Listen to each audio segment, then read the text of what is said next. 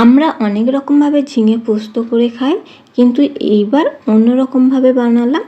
নিয়ে নিলাম একেবারে নরম নরম ঝিঙের বিটগুলো ছেলনির সাহায্যে ছিলে নিলাম ও বটিতে টুকরো টুকরো করে কেটে নিলাম। এইভাবে আমি যতটা ঝিঙে পোস্ত বানাবো ততটা আমি ঝিঙেগুলো কেটে ধুয়ে পরিষ্কার করে নিয়েছি।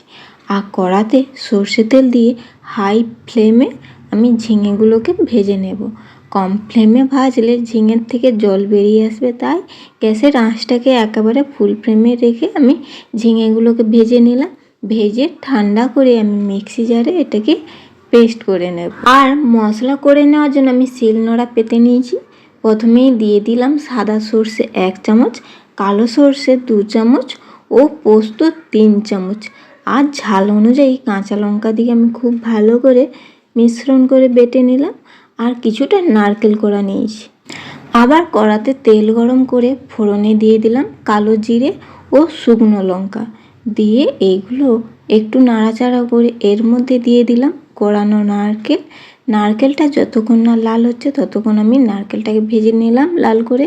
ভাজা হয়ে গেলে ওর মধ্যে থেকে সেন্ট উঠলে বেটে নেওয়া মশলা অল্প জলের মধ্যে দিয়ে দিলাম। আর দিয়ে দিলাম পরিমাণ মতো লবণ ও হলুদ দিয়ে খুব ভালো করে একটু কষে নিলাম।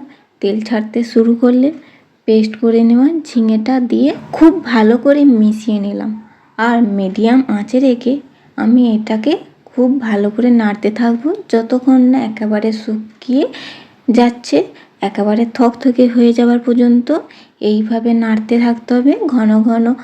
আর নামানোর আগে কিছুটা আমি চিনি দিলাম 1/2 চামচের মতো, দিয়ে আবারও আমি খুব ভালো করে মিশিয়ে নিলাম একেবারে শুকনো থকথকে। একবার বাড়িতে ঝিঙে পোস্ত এইভাবে ট্রাই করে দেখতে পারেন।